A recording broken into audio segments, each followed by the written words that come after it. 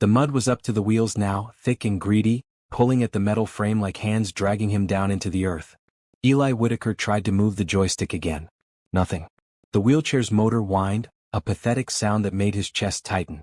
Rain poured down his face, mixing with something that might have been tears, though he told himself it was just water. "Help," he called out. His voice sounded small against the storm. A jogger in bright yellow ran past, earbuds and eyes forward. Didn't even glance his way. Eli's heart hammered. The chair tilted slightly to the left. He could feel it sinking deeper. The park path had been fine 20 minutes ago, just wet pavement and puddles. But Gerald had suggested they cut through this section, said it would be faster. Then Gerald's phone had rung. His caregiver stood 30 feet away now, back turned, voice rising in some argument Eli couldn't hear over the rain. "Gerald," Eli shouted. Nothing. Another jogger approached, this one in red. Young guy, strong looking. Someone who could help. "Excuse me," Eli tried. "I'm stuck. Could you?" The jogger's eyes slid past him like he was part of the scenery. Part of the mud. The wheelchair sank another inch. Eli could feel the cold water seeping through his pants now. His hands shook on the armrests. 40 years old. Billionaire.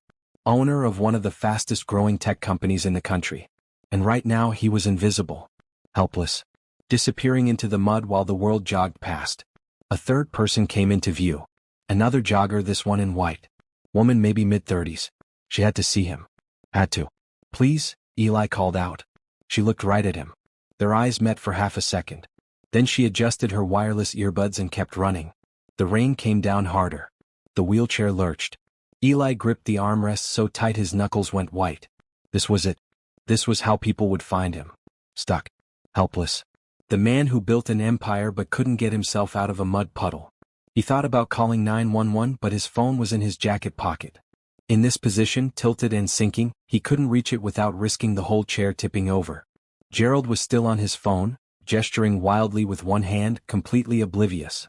Eli closed his eyes. The rain was cold. The mud was cold. Everything was cold. "Sir? Sir, are you okay?" He opened his eyes. A woman stood in front of him, rain plastering her dark hair to her face. She was young, mid-20s maybe, with deep brown skin and eyes full of concern. She wore a bright red jacket over what looked like cleaning service scrubs. Her sneakers, white canvas with pink laces, were already splattered with mud. "I'm stuck," Eli managed. "The wheelchair.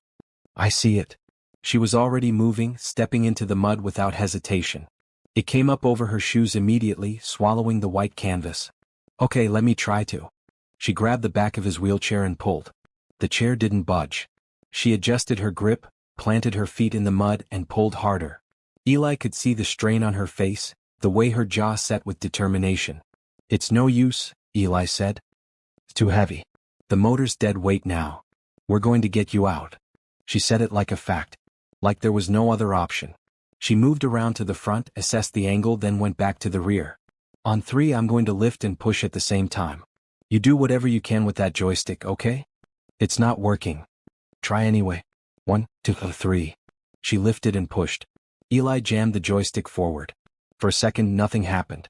Then, with a sucking sound that made Eli's stomach turn, the wheelchair lurched forward an inch. Then another inch. "It's working," the woman gasped. "Keep going." She pushed harder.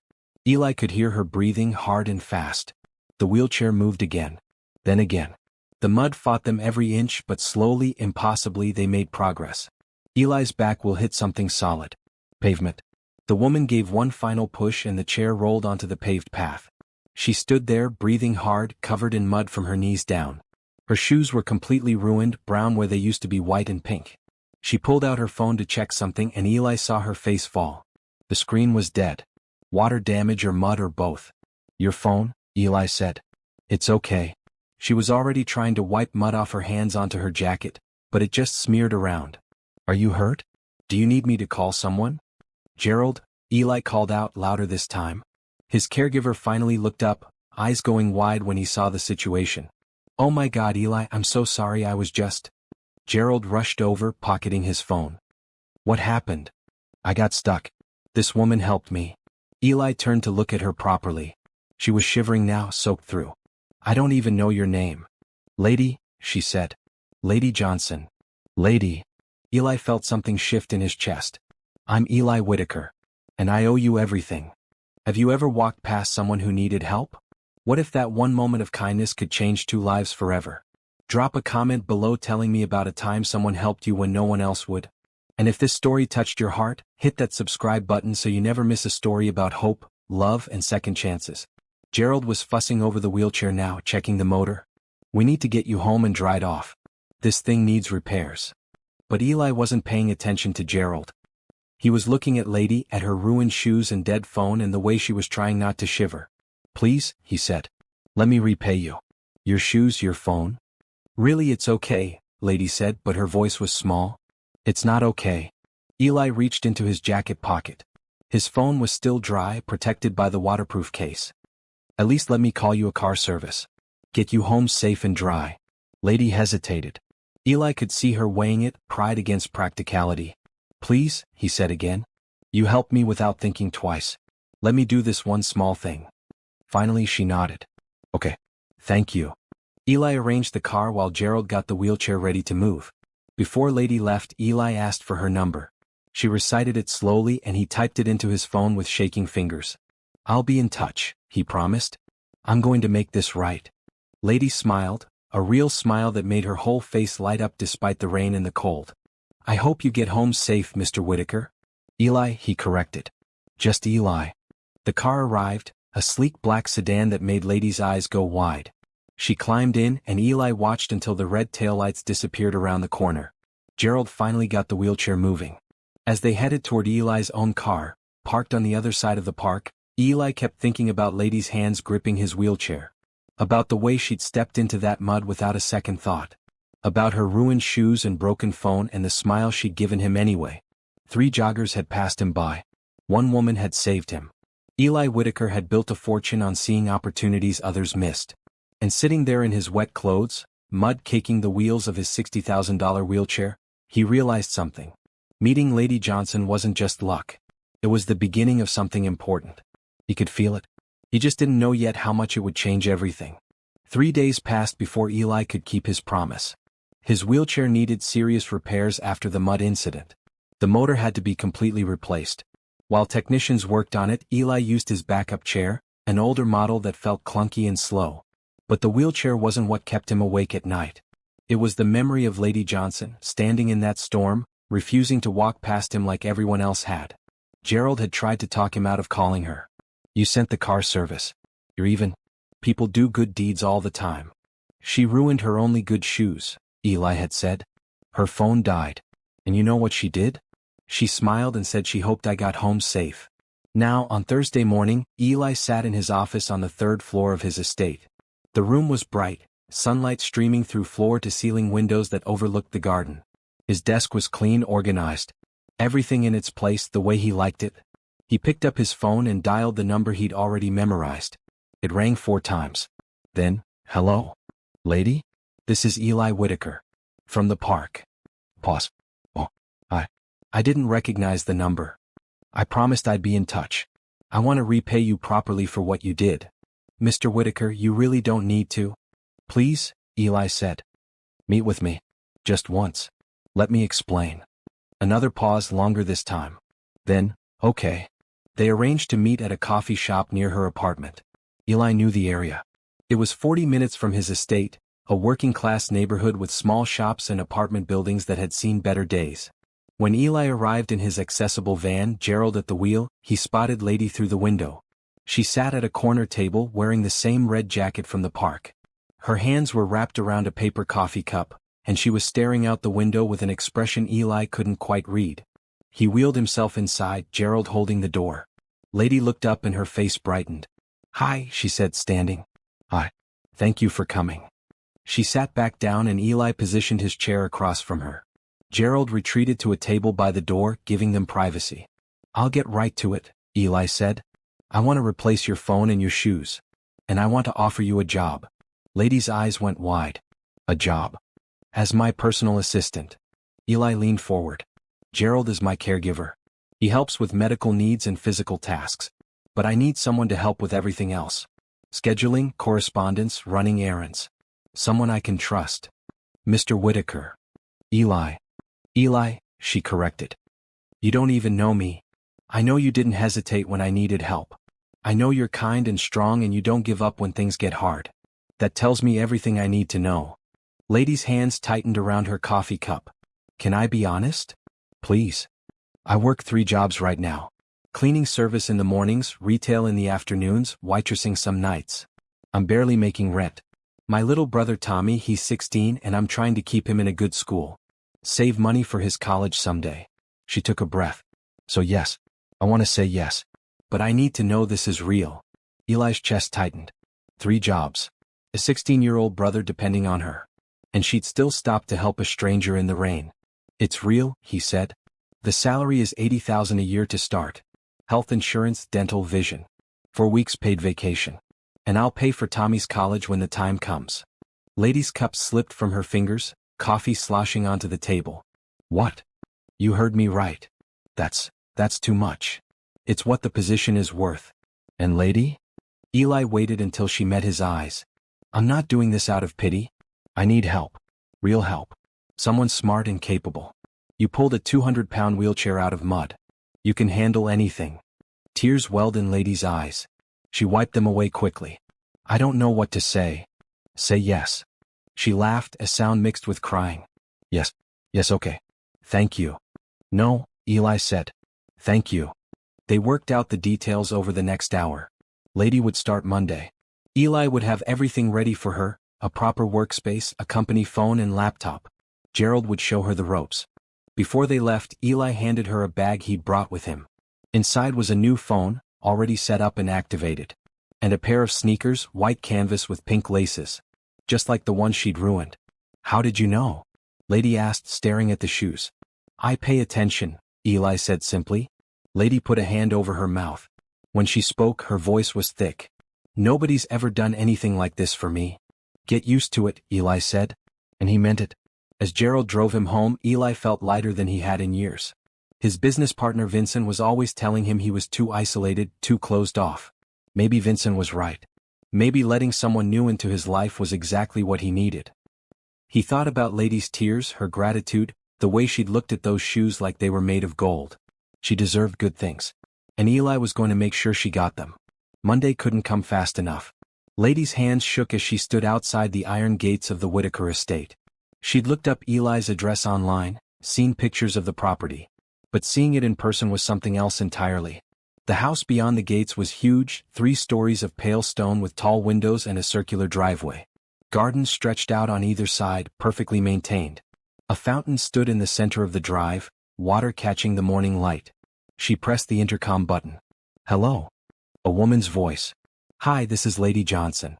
I'm here too. The gates swung open before she could finish. Come on up to the main house, dear. We've been expecting you. Lady walked up the long driveway, her new shoes quiet on the pavement. She'd worn her best outfit, a blue blouse and black pants she usually saved for job interviews. Everything she owned fit in 2 suitcases, but she tried to look professional. The front door opened as she approached. A woman in her 50s stood there, smiling warmly. She had gray-streaked brown hair and wore green scrubs with a name tag that said, Nicole. You must be Lady. I'm Nicole, Eli's physical therapist. Come in, come in. The inside of the house was even more impressive. High ceilings, marble floors, art on the walls that probably cost more than Lady made in a year. But it didn't feel cold. There were plants everywhere, books on shelves, comfortable-looking furniture. Eli's in his office, Nicole said. But first, let me show you your space. She led Lady down a hallway to a room that took Lady's breath away. It was an office, smaller than what she'd glimpsed of Eli's but still huge by her standards. There was a desk with 2 large monitors, a comfortable chair, shelves waiting to be filled. And on the desk sat a laptop, a tablet, and that new phone Eli had given her. This is all mine? Lady asked. All yours. Eli had it set up over the weekend. Nicole's smile was kind. He's really glad you're here. Gerald appeared then, the same man who'd been with Eli in the park. He shook Lady's hand. Good to see you again. Ready for your first day? The morning passed in a blur. Gerald showed her Eli's systems, how he liked his schedule organized, which calls to prioritize. Nicole explained the house layout where everything was. The chef, a friendly man named Paul, brought her lunch. Everyone was kind. Everyone treated her like she belonged there. It was the strangest, most wonderful feeling. At 2 o'clock, Gerald knocked on her office door. Eli wants to see you. Lady followed him to the 3rd floor. Eli's office was bright and organized, just like she remembered from the coffee shop description. But now she was here in his space. Eli sat behind his desk working on something on his computer. When he saw her, his whole face lit up. Lady, how's your first day? Overwhelming, she admitted. But good. Really good. Sit please. He gestured to a chair across from his desk. I wanted to check in. Make sure you have everything you need. I have more than I need, Lady said. That office? Eli, it's bigger than my apartment. He smiled. Good. You'll be spending a lot of time there. I want you comfortable. They talked through her first assignments. Organizing his calendar for the next month. Reviewing proposals from vendors. Drafting responses to some business correspondence. Nothing too complicated but enough to keep her busy. One more thing, Eli said as she stood to leave. I meant what I said about Tommy's college fund. I've set up an account. We can discuss details later, but I want you to know it's real. Lady had to sit back down. Eli, I know it seems like a lot. But here's the thing. You changed my life that day in the park. Let me change yours. You already have, Lady said softly. That evening, when Lady got home to her small apartment, Tommy was at the kitchen table doing homework. He looked up when she came in. How was the new job? Incredible. Lady dropped into the chair across from him. Tommy, I need to tell you something. She explained everything. The salary, the benefits, the college fund Eli had set up. Tommy's eyes got wider and wider. Is this for real? He asked. It's real. Tommy hooped and jumped up, pulling Lady into a hug. We're going to be okay. We're actually going to be okay. Lady hugged him back, tears streaming down her face. For the first time since their mother had died 3 years ago, leaving Lady to raise Tommy alone, she felt like she could breathe. Like the weight crushing her chest had finally lifted. That night, she lay in bed staring at the ceiling. She thought about Eli's smile, the way he'd set up that office just for her. The way everyone in his house had treated her with respect and kindness. She'd spent so long just surviving, working herself to exhaustion, always worried about making rent or keeping Tommy fed. Now, suddenly, the future looked different. Bright. Full of possibility. And it was all because she'd stopped to help a stranger in the rain. 2 weeks into the job, Lady felt like she'd been working for Eli forever. She'd learned his routines, his preferences, the way he liked his coffee in the morning and how he always reviewed contracts in the afternoon when his mind was sharpest. But more than that, she'd learned about him as a person. Eli had started his tech company, Whitaker Solutions, 10 years ago. They specialized in accessibility software, programs that helped disabled people navigate computers and phones more easily. He'd built it from nothing, working 80-hour weeks, pouring everything he had into making technology work for everyone. Then, 3 years ago, a car accident had changed everything. Eli had been driving home late from a conference when a drunk driver ran a red light. The crash left him paralyzed from the waist down. His girlfriend at the time, a woman named Rachel, had left him within 6 months. Said she couldn't handle it. Nicole had told Lady this story one afternoon over lunch. He closed himself off after that. Threw himself into work. Barely left the house except for therapy and necessary meetings. We all worried about him. But he seems so. Lady searched for the word. Present. Engaged. He does now, Nicole said meaningfully. That changed about 2 weeks ago.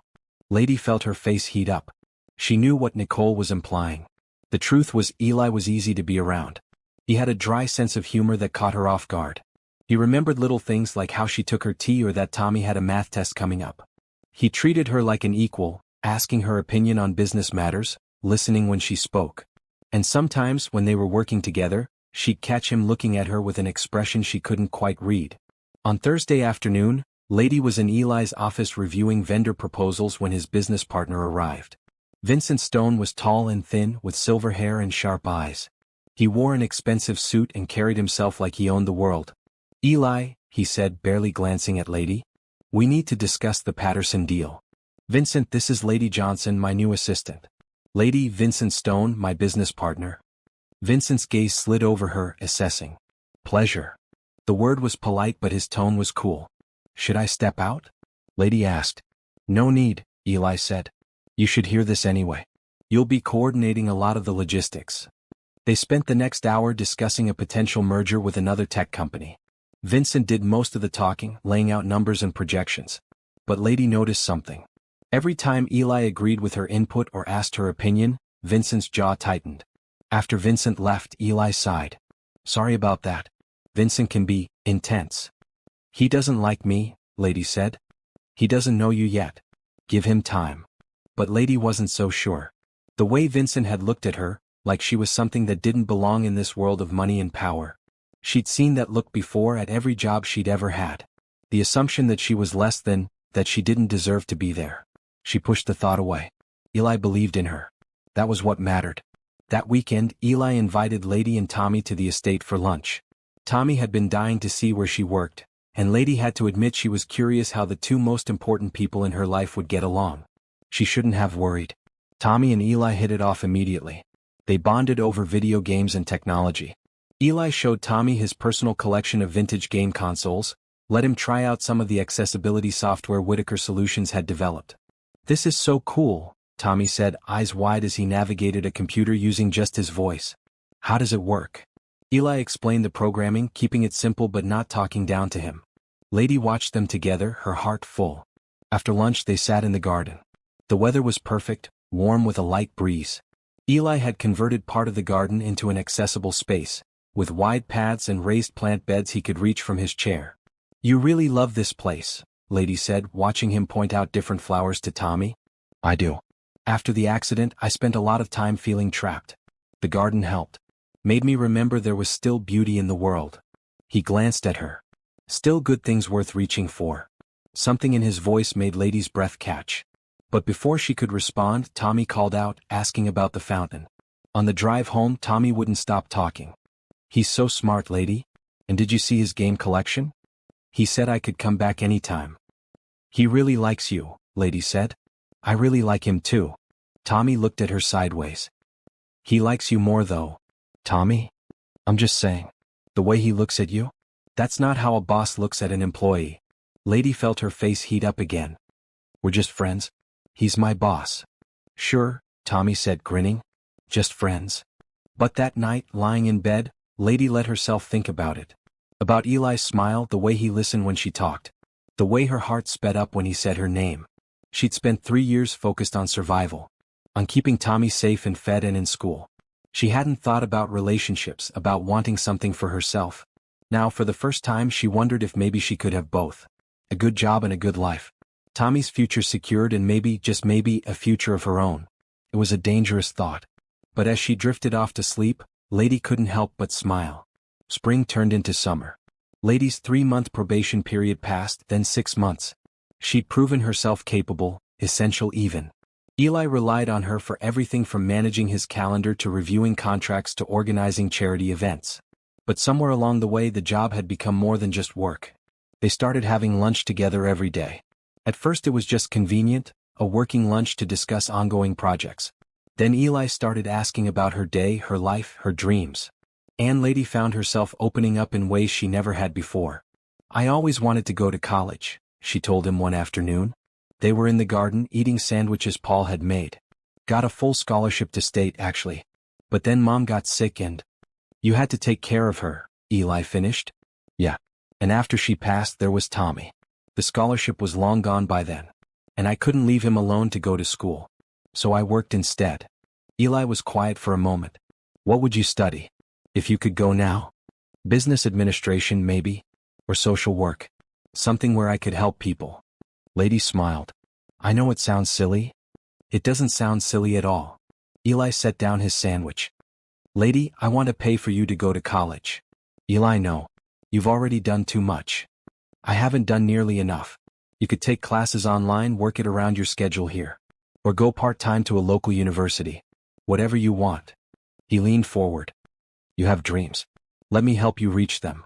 Lady's eyes filled with tears. Why are you doing all this for me? Because you deserve it. Because you're brilliant and kind and you should have every opportunity in the world. He paused. And because making you happy makes me happy. The air between them felt charged, heavy with words neither of them was quite ready to say.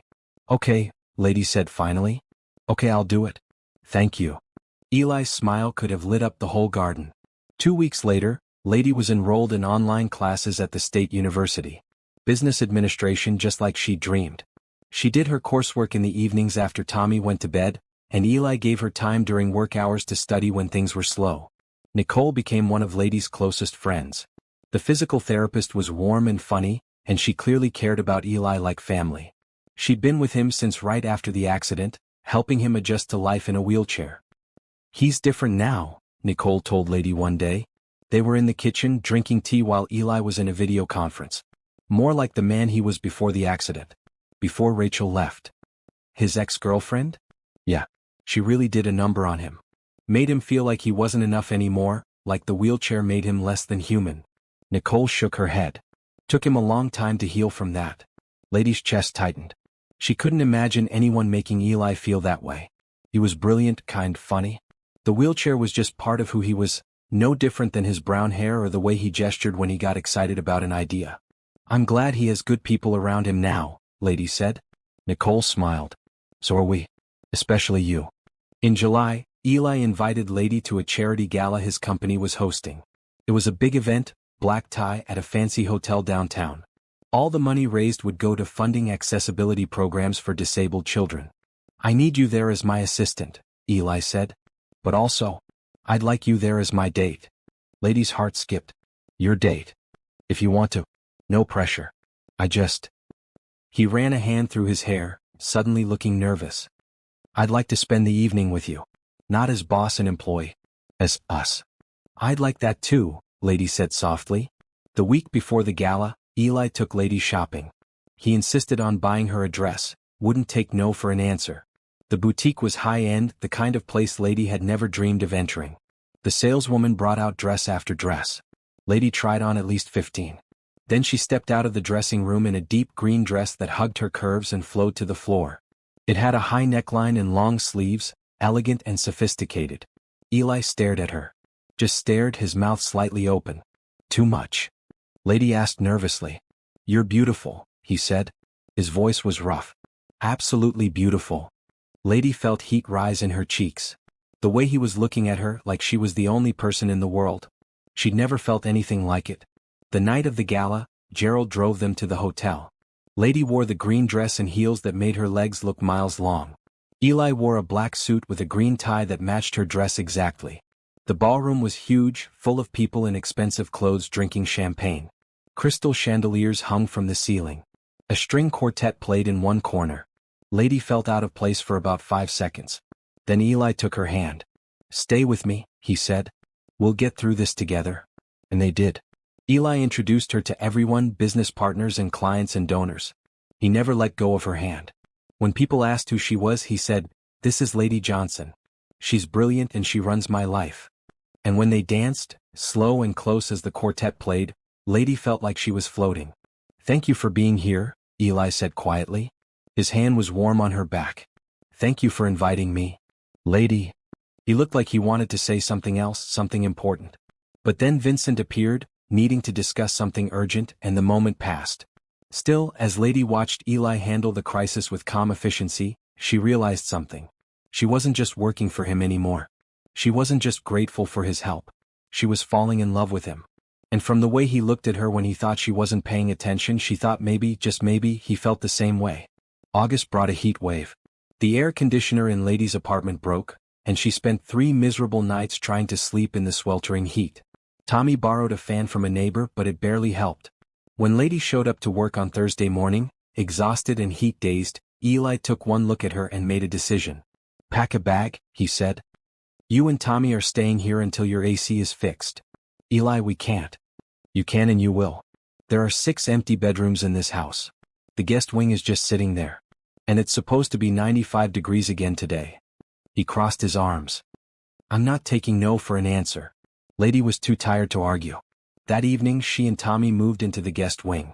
It was like a fancy hotel, 2 bedrooms with their own bathrooms, a small living area between them. The air conditioning worked perfectly. Tommy sprawled on his bed and laughed. "This is amazing. It was supposed to be just a few days. The AC repair guy promised he'd have their unit fixed by Monday. But Monday came and went, and the part he needed was on backorder. Then Tuesday. Then Wednesday. The part won't be in for at least another week," Lady told Eli apologetically. "We'll find somewhere else to stay. Maybe a cheap motel?" "Don't be ridiculous. You're staying here." "But it's been almost 2 weeks." So, Eli wheeled closer. Lady, having you here. Both of you? It's been good. The house feels more like a home. And Tommy's great. He helps Paul in the kitchen, plays chess with Nicole. Even Gerald likes having him around. You're sure? I'm sure. So they stayed. And Lady found herself settling into a routine that felt dangerously like family. She'd wake up and have breakfast with Eli and Tommy. Work during the day. Have dinner together in the evening. Sometimes they'd watch movies in Eli's home theater, Tommy between them, eating popcorn and laughing at the funny parts. It was the happiest Lady had been in years. One evening, after Tommy had gone to bed, Lady and Eli sat in the garden. The sun was setting, painting the sky pink and orange. Crickets sang in the grass. Can I ask you something? Lady said. Anything. Do you ever regret it? The accident, I mean. The way your life changed. Eli was quiet for a long time. I used to. Right after it happened, I was angry all the time. At the drunk driver, at the universe, at myself for being in the wrong place at the wrong time. And when Rachel left. He shook his head. I thought my life was over. That I'd never be happy again. What changed? Therapy. Tom. Nicole helping me see that I was still me, just in a different package. He turned to look at Lady. And more recently? A woman pulled me out of the mud. Literally and figuratively. Lady's breath caught. Eli. I know we've been dancing around this. But I need you to know. You make me happy, Lady. Really, truly happy. I look forward to seeing you every morning. I love talking to you, working with you. Being near you. I feel the same way, Lady admitted. I have for months. But I didn't know if you. I do. Eli reached for her hand. I absolutely do. They sat there in the garden, hands linked, watching the stars come out. Lady felt like her heart might burst. This wasn't the plan. When she'd taken this job, she'd been thinking about survival, about Tommy's future. She hadn't been thinking about falling in love. But here she was. In love with a brilliant, kind, wonderful man who saw her for who she really was. What do we do now? She asked. We see where this goes. No pressure, no rush. We just see. Eli squeezed her hand. Is that okay? It's perfect. The next few weeks were a dream. They went on actual dates, Eli taking Lady to nice restaurants and art galleries and concerts. They held hands. They kissed, slow and sweet, in the garden at night. They talked about everything, their pasts and their dreams and their fears. Tommy was thrilled. I knew it, he said when Lady told him. I knew you two were perfect for each other. Nicole and Gerald were happy too. Even Paul the chef seemed to smile more, making special meals for them. The only person who wasn't happy was Vincent. He came by the estate one afternoon for a business meeting. Lady was there as usual taking notes. When the meeting ended and Lady stepped out to let them talk privately, Vincent's voice carried through the door. Are you sure about this, Eli? About what? The girl. Your assistant. You're getting involved with her. Her name is Lady. And yes, we're involved. What's your concern? My concern is that this is a bad idea. She works for you. The power dynamic is all wrong. And people are going to talk. Lady felt her stomach twist. She shouldn't be listening, but she couldn't make herself walk away. Let them talk, Eli said coldly. Lady makes me happy. She's brilliant and kind, and she sees me as a person, not just a guy in a wheelchair. I don't care what anyone else thinks. I'm trying to protect you. I don't need protection. I need you to respect my choices. Lady is important to me. You need to accept that. There was a long silence. Then Vincent said, Fine. But don't say I didn't warn you. After Vincent left, Lady went back into the office. Eli looked tired, frustrated. I'm sorry, she said. I heard some of that. I didn't mean to. It's fine. Vincent means well, but he's overprotective. Eli reached for her hand. He doesn't understand. What we have is real, Lady. Don't let anyone make you doubt that. I won't, she promised. But that night, lying in her guest room bed, Lady couldn't help but worry. Vincent's words echoed in her head. The power dynamic. People talking. Part of her wondered if he was right. Then she remembered Eli's smile, the way he held her hand, the way he listened when she talked about her classes or Tommy or her dreams. He didn't treat her like an employee. He treated her like an equal. Like someone he cherished. That was real. Everything else was just noise. Lady fell asleep with a smile on her face, dreaming of green dresses and garden paths and a future that looked brighter than she'd ever imagined. September brought cooler weather and a new rhythm to their lives. Lady's apartment AC was finally fixed, but nobody suggested she and Tommy move back. The guest wing had become their home. Eli's estate had become their home. Tommy was thriving. He'd started his junior year at his high school, and his grades were better than ever. Eli had set up a study space for him, helped him with his college prep. The two of them had become genuinely close, talking about technology and gaming and life. Lady was thriving too. Her online classes were going well. She was learning business strategy, management, accounting. Eli often reviewed her assignments, offering insights from his years running a company. And their relationship, that was thriving most of all. They were careful at first, keeping things professional during work hours. But it was impossible to hide the way they looked at each other, the way they gravitated toward each other in any room. Nicole caught them kissing in the hallway one afternoon and just laughed. Finally. We were all wondering how long you two would pretend this wasn't happening. Even Gerald, usually stoic and professional, smiled when he saw them together. One Saturday evening, Eli asked Lady to meet him in the garden after dinner.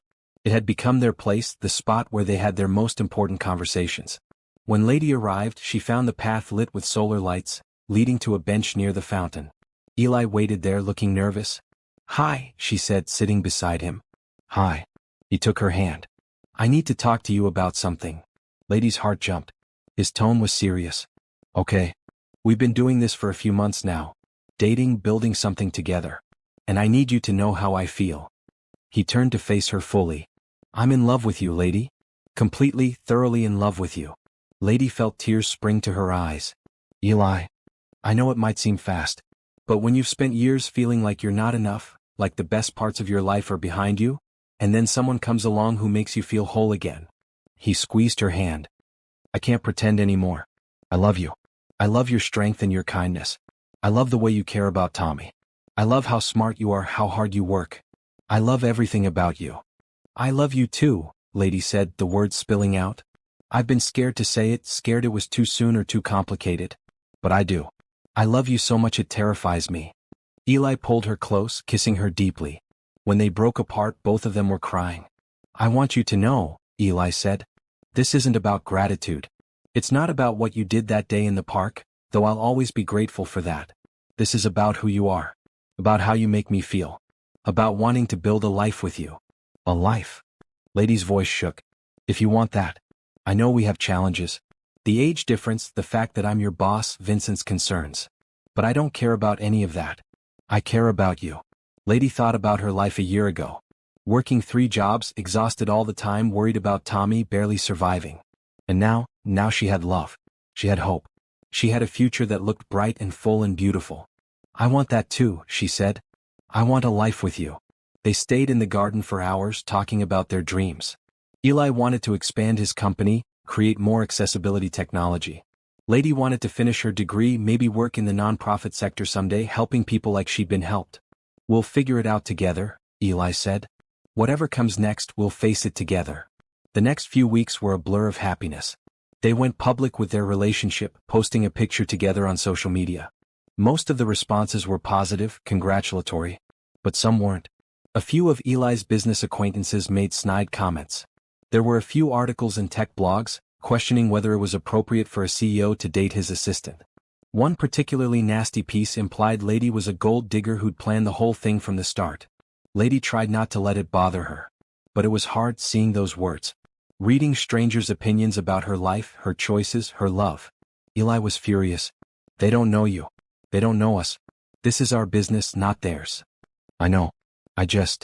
Lady swallowed hard. "What if they're right? What if people always see me as just the woman who got lucky? Who trapped a rich guy? Then those people are idiots." Eli took her face in his hands. "Lady, listen to me. You didn't trap me. You saved me. You work harder than anyone I know. You're earning your degree while working full-time and raising Tommy. You're brilliant and capable, and you deserve every good thing that happens to you." But Vincent said. "Vincent is wrong. He's protective because he cares, but he's wrong. You belong here. With me. And anyone who can't see that can get out of my life." Lady leaned into him, drawing strength from his certainty. "I love you. I love you too. And I'm going to prove it." The next day, Eli made a public statement on his company's website. He talked about meeting Lady, about her kindness and strength. He addressed the speculation directly, making it clear their relationship was built on mutual respect and love. He also announced he was promoting Lady to Director of Community Outreach, A real position with real responsibilities separate from being his assistant. She's earned this, the statement read. Not because of our relationship, but because she's talented and visionary and perfect for the role. I'm lucky to have her in my life, both personally and professionally. The response was overwhelmingly positive. People respected Eli for being honest, for standing up for Lady. The negative articles dried up. Lady threw herself into her new role. She developed programs to get accessibility technology into schools, worked with nonprofits to provide services to disabled children. It was meaningful work, important work. And she was good at it. Tommy was proud of her. Nicole was proud of her. Paul made a special celebration dinner. And Eli looked at her like she hung the moon.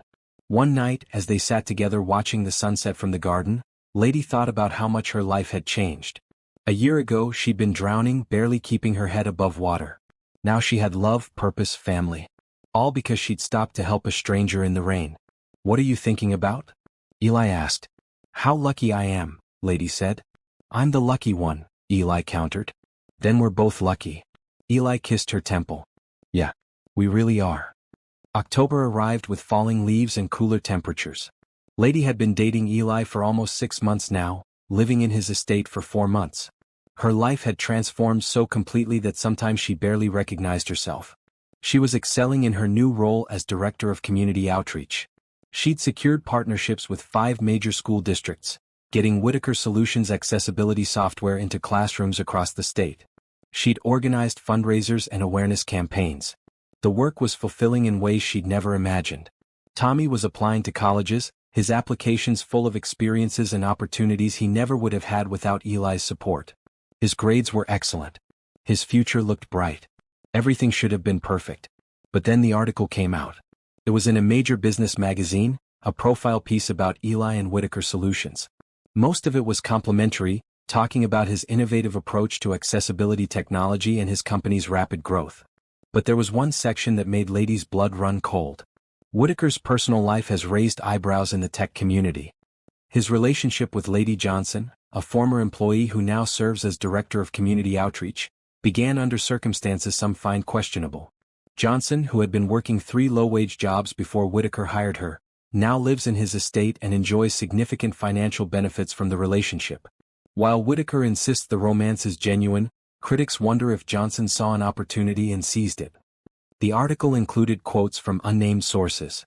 She knew exactly what she was doing. It's a classic case of someone using their position to get ahead. Poor guy probably can't see he's being manipulated. Lady read it 3 times, each time feeling sicker. She was in her office when she saw it, and she had to lock the door and sit with her head between her knees to keep from passing out. All her fears, all her insecurities right there in print for everyone to see. She didn't tell Eli at first. She threw herself into work, avoiding him when she could, keeping conversations short and professional when she couldn't. But Eli noticed. Of course he noticed. What's wrong? He asked on Wednesday evening. They were supposed to have dinner together, but Lady had made an excuse about needing to work late. Nothing. Just busy. Lady. He wheeled closer. Talk to me. She couldn't hold it in anymore. She showed him the article on her phone, watching his face as he read. His expression went from confused to angry to furious. This is garbage, he said flatly. Complete garbage. But what if they're right? The words burst out of Lady before she could stop them. What if I did manipulate you? Not consciously, but what if I saw what you could give me and I let myself fall in love because of it? Do you honestly believe that? I don't know what I believe anymore. Lady's voice broke. Everyone thinks I'm using you. Your business associates, people in the community, whoever talked to that reporter. What if they see something I don't? Eli took her hands. Look at me. Lady, look at me. She met his eyes, tears streaming down her face. You are not using me. You loved me before I gave you anything beyond a job. You've worked harder than anyone to prove yourself in that job. You've earned everything you have. His voice was fierce. And even if you hadn't earned it, even if I'd just given it all to you because I love you, so what? I'm a billionaire. I can do whatever I want with my money. And what I want is to take care of you. But people think. I don't care what people think. I care what you think. What I think. What we know to be true. He squeezed her hands. Do you love me? Yes. Do I love you? Yes. Then nothing else matters. Lady wanted to believe him. But doubt had planted its roots deep. That night, she lay awake in her room, staring at the ceiling. She thought about calling Tommy, but he was at a friend's house for a study session. She felt utterly alone. The next morning, a reporter showed up at the estate's gates. Then another. By noon, there were 5 of them, all wanting a statement about the article. Gerald had to call the police to get them to leave. Lady felt like she was suffocating. "I should move out," she told Nicole that afternoon. They were in the kitchen, where Lady had retreated to hide from everyone. "Tommy and I should go back to our apartment. Put some distance between me and Eli, let this blow over." "Is that what you want?" Nicole asked gently. "No. But maybe it's what's best." "For who?" Lady didn't have an answer. That evening Eli called a house meeting. He gathered Lady, Tommy, Nicole, Gerald, and Paul in the living room. "I've made a decision," he said. "I'm doing a press conference tomorrow. I'm going to address this article and all the speculation directly. I'm going to tell our story, the real story. About the park, the mud, Lady's kindness. About how we fell in love. About how she's earned everything she has." "Eli, you don't have to." Lady started. "Yes, I do. Because I won't let people tear you down. I won't let them make you doubt yourself or us." He looked around the room. "Lady has brought joy back into this house. Into my life. She's made me remember what it feels like to be happy. And I'm not going to lose that because some people are small-minded and judgmental." Tommy spoke up then. "Lady, Eli's right. You're the best person I know. You've taken care of me my whole life, put yourself last every single day. You deserve to be happy. You deserve to be loved. Don't let anyone tell you different." Nicole nodded. "We're family now. All of us. And families stick together." Even Gerald, usually quiet, added his support. "You belong here, Miss Johnson. Anyone with eyes can see that." Lady looked at all of them, these people who'd become her family over the past year. People who believed in her even when she didn't believe in herself. "Okay," she said finally. "Okay, we'll face this together." The press conference the next day was intense. Reporters asked hard questions. But Eli was calm, articulate, unwavering. He told their story with honesty and passion. He made it clear that Lady had earned her position through hard work and talent. He addressed the speculation head-on, refusing to let it stand. "Lady Johnson is the woman I love," he said directly into the camera. "She's brilliant, kind, and deserving of respect. Anyone who can't see that isn't someone whose opinion I value." The response was swift and largely positive. Other disability advocates spoke up in support. People who'd worked with Lady praised her dedication and competence. Even some of Eli's business associates who'd been skeptical before came around. Vincent called that evening. "I owe you an apology," he told Lady when she answered. "Both of you. I was wrong to doubt your relationship. I can see now how much you care about each other. And Eli, I haven't seen him this happy in years." "Thank you," Lady said softly. The controversy didn't disappear overnight. There were still some critics, still some people who believed the worst. But they were in the minority now. Most people saw what Eli and Lady had always known, that their love was real, built on mutual respect and genuine connection. That night, Lady and Eli sat in their garden, the place where so many important moments had happened. "I'm sorry I doubted us," Lady said. "You didn't doubt us. You doubted yourself. And I understand why. The world has spent your whole life telling you that you don't deserve good things." Eli took her hand. "But you do, Lady. You deserve everything. I'm going to work on believing that." "Good. Because I'm not going anywhere. You're stuck with me." Lady laughed, the sound lighter than it had been in days. "I can live with that." They sat together as the stars came out, hands linked, hearts full. The storm had passed. They'd weathered it together. And they were stronger for it. If you've made it this far, you've witnessed something beautiful. 2 people finding hope and love when they needed it most. But here's a question for you. When was the last time you stopped to help someone even when it wasn't convenient? Share your story in the comments below. And if this journey has touched your heart, hit that subscribe button. Because kindness always leads to something better, and these stories remind us that we're all connected. Don't forget to let me know what you think will happen next. Winter arrived early that year. By November, snow blanketed the estate's gardens, turning everything white and magical. Lady finished her fall semester with straight A's. Tommy submitted his college applications. Eli's company won several industry awards for innovation. Life was good. Better than good. It had been over a year since that rainy day in the park. Lady thought about it sometimes, how different her life might have been if she'd kept walking like those joggers. If she'd been too tired or too focused on her own problems to stop. But she had stopped. and everything had changed. Now, on a cold Saturday in December, Eli asked Lady to meet him in the garden. He'd been acting strange all week, secretive and nervous. Lady wondered if something was wrong with the business, but when she'd asked, he just smiled and said everything was fine. She bundled up in a warm coat and boots, making her way down the snow-covered paths. The garden had been transformed. White lights hung from every tree, creating a canopy of stars. The path was cleared and lined with luminarias. And at the end of the path near the fountain stood Eli. He wasn't alone. Tommy was there, grinning like he knew a secret. Nicole and Gerald stood off to the side, both of them smiling. Even Vincent was there, looking pleased.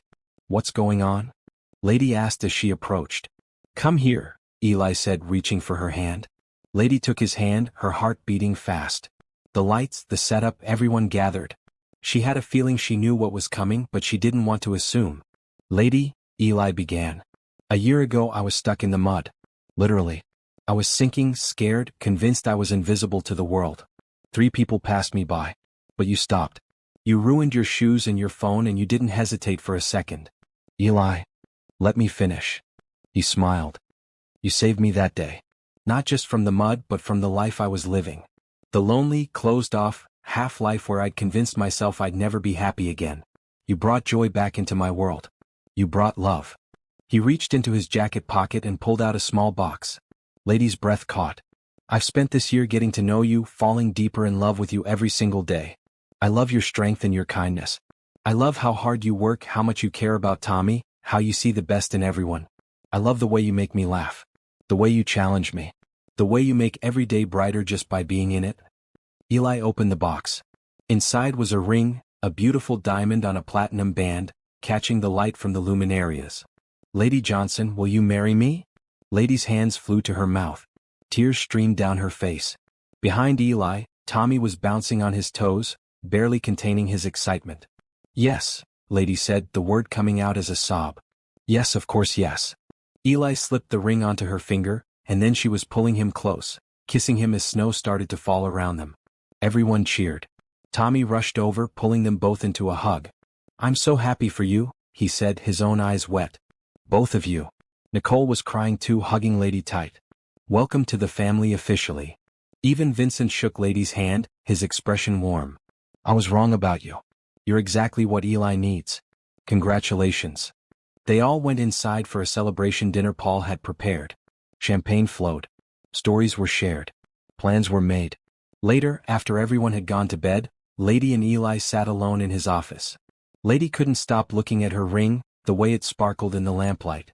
"I have something else to tell you," Eli said. "More surprises? A good one, I promise." He took her hand. "I've been thinking about the company's future. About what comes next. And I want to make you a partner." "A partner?" Lady's eyes went wide. "Not just in title. A real partner. Equal ownership, equal decision-making. Whitaker Solutions becomes Whitaker Johnson Solutions." He squeezed her hand. "You've proven yourself 100 times over this past year. You're brilliant at community outreach, at seeing opportunities one miss. And I want to build this future together. All of it." "Eli, that's huge." "I know. And I know it's fast. But I trust you completely. I believe in you completely. And I want the world to know that you're not just my wife. You're my equal in every way." Lady felt overwhelmed, tears threatening again. A year ago she'd been scraping by on 3 jobs. Now she was engaged to a wonderful man, about to become a partner in a successful company, with her brother's future secure and her own dreams within reach. "I don't know what to say," she whispered. "Say you'll think about it. Say you'll consider it. And know that whatever you decide, I'll support you." "I'll think about it," Lady promised. "But Eli, thank you. For believing in me. For seeing me." "I'll always see you," Eli said. "You're impossible to miss." They stayed up late into the night, talking about wedding plans and business plans and all the possibilities ahead of them. Lady felt like she was floating, like this was all a dream she'd wake up from. But it wasn't a dream. It was real. This was her life now. A life full of love and hope and endless opportunity. All because one rainy day she'd stopped to help a stranger in the mud. Spring returned to the estate, bringing with it flowers and warm breezes and a sense of new beginnings. The wedding was set for May, exactly 1 year and 1 month after Lady and Eli had met in the park. The months between the proposal and the wedding passed in a blur of planning and work and joy. Lady had accepted Eli's offer to become a partner in the company. The announcement had been met with widespread support. The rebranding to Whitaker Johnson Solutions was already underway. Tommy had received acceptance letters from 4 universities. He'd chosen State, the same school Lady had gotten her scholarship to years ago. Eli had made good on his promise, setting up a full ride for Tommy's entire college career. Tommy would start in the fall studying computer science. Lady was in her final semester of her business degree, maintaining her perfect GPA. She'd be graduating in December, just a year and a half after starting. It felt surreal. But the wedding was what consumed most of their energy. Lady had initially wanted something small, but Eli gently convinced her that this was a celebration. They should invite everyone who mattered to them. So they planned a garden wedding right there on the estate, in the place where so many of their important moments had happened. The same garden where Eli had proposed. The same garden where they'd fallen in love. The morning of the wedding dawned clear and bright. Lady woke up in her room, the room that had been hers for almost a year now. After today, she'd be moving into Eli's suite, starting their married life together officially. Nicole came in carrying coffee and a huge smile. Big day. Huge day, Lady agreed, accepting the mug gratefully. They'd found Lady's dress at a boutique downtown. It was ivory, simple but elegant, with lace sleeves and a flowing skirt. Not white, because Lady wanted something that felt more her. She put it on with Nicole's help, then stared at herself in the mirror. "You're beautiful," Nicole said softly. "Eli's going to lose his mind." Tommy appeared in the doorway wearing a suit Eli had bought for him. He looked so grown up it made Lady's heart ache. "Wow," he said. "You look amazing." "So do you." Lady crossed to him, fixing his tie. "I'm so proud of you, Tommy. Of the man you're becoming. That's because of you. You raised me. You sacrificed everything for me." Tommy's voice cracked. "And now you're getting everything you deserve." They hugged, both of them crying a little. The ceremony was at 3 o'clock.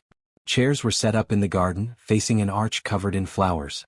The guest list included Eli's business associates, people from Lady's community outreach programs, old friends from her neighborhood, some of Tommy's teachers. Even some of the families they'd helped through Whitaker Johnson Solutions accessibility programs were there. Lady walked down the aisle on Tommy's arm. He'd insisted on giving her away, saying he was the man of their family, it was his job. Lady had cried when he'd asked. And at the end of the aisle stood Eli, looking handsome in a gray suit. When he saw her, his face transformed, a smile so bright it rivaled the sun. The ceremony was simple, heartfelt. They'd written their own vows. Eli went first. "Lady, a year ago I was stuck. Not just in the mud but in life. I'd convinced myself that happiness wasn't for me anymore. That the best I could hope for was going through the motions. Then you stopped. You saw me when no one else did. You helped me without expecting anything in return. And in doing so, you saved my life in every way a person can be saved. I promise to spend the rest of our lives making you as happy as you've made me. I promise to support your dreams, to stand by your side, to love you with everything I have. You are my greatest adventure, my deepest joy, my home." Lady was crying before she even started her vows. "Eli, I stopped that day because it was the right thing to do. I never imagined it would lead to this. To love, to partnership, to a future brighter than anything I'd ever dreamed. You've given me so much. Not just material things, though those have changed my life. But you've given me confidence. You've shown me that I'm worthy of good things, of love, of respect. You've supported my dreams and my brother, and you've made me believe in myself. I promise to love you fiercely, to be your partner in all things, to see you always for the incredible person you are. Not despite the wheelchair, not because of it, but as part of the whole beautiful package that is you. You are my heart, my love, my future." There wasn't a dry eye in the audience. The officiant pronounced them married. Eli and Lady kissed as everyone cheered. Tommy whistled loudly. Nicole sobbed into Gerald's shoulder. Even Vincent wiped at his eyes. The reception was magical. They'd set up a tent in case of rain, but the weather held perfect. There was dinner and dancing and speeches. Tommy's toast made everyone laugh and cry. Vincent's toast was surprisingly moving, talking about how love could find anyone at any time, even when they least expected it. Lady danced with Eli, swaying slowly to their song. She danced with Tommy, who whispered that he loved her and was so happy for her. She danced with Nicole and Gerald and even Paul the chef. As the sun set and lights came on around the garden, Lady found herself standing alone for a moment, watching the celebration. She thought about her mother, who she wished could be there. About the years of struggle, the 3 jobs, the constant worry. About that rainy day in the park when she'd made a choice to help someone in need. "Hey," Eli said, wheeling up beside her. "What are you thinking about?" "How we got here. All the little choices that led to this moment." "I think about that too." Eli took her hand. "3 joggers passed me by. But you stopped. That choice changed everything. For both of us." "For both of us," he agreed. They stood there together, watching their friends and family celebrate. This was their life now. Their family. Their future. Lady thought about the scared woman she'd been a year ago. Working herself to exhaustion, barely surviving, convinced that happiness wasn't in the cards for her. She thought about the anger she used to feel, the unfairness of life, the constant struggle. And then she thought about love. About kindness. About hope. Those things had saved her just as surely as she'd saved Eli from that mud. Love had pulled them both out of dark places and into the light. "Ready to start our married life?" Eli asked, squeezing her hand. Lady looked at him, this man who'd become her whole world. Who'd seen her worth when she couldn't see it herself. Who'd given her everything and asked only for her love in return. "I'm ready," she said. And she was. Ready for college graduation and business partnerships and all the adventures ahead. Ready to help more people through their company's programs. Ready to build a life full of purpose and meaning and joy. Ready to prove, every single day, that kindness and hope and love could change everything. 1 year ago, Lady Johnson had stopped to help a man stuck in the mud. Today, Lady Whitaker stood in a garden full of light and love, married to her best friend, surrounded by family, looking toward a future that shimmered with possibility. She'd done the right thing that rainy day. And the universe had rewarded her beyond her wildest dreams. But more than that, she'd learned a truth that would stay with her forever. Love wasn't something you had to earn. It wasn't something reserved for certain people or certain circumstances. Love was a gift, freely given, that could find anyone anywhere. Even on a muddy path in the rain. Even when you least expected it. Love was always there waiting. You just had to be brave enough to stop. To see. To help. To open your heart. Lady had been that brave. And her whole world had transformed because of it. As the stars came out and the party continued around them, Eli and Lady sat together in their garden, hands linked, hearts full. 2 people who'd found each other in the unlikeliest of ways. 2 people who'd chosen kindness and hope and love. 2 people who'd proven that sometimes, the most beautiful beginnings come from the simplest acts of compassion. And their story, their beautiful story, was just beginning.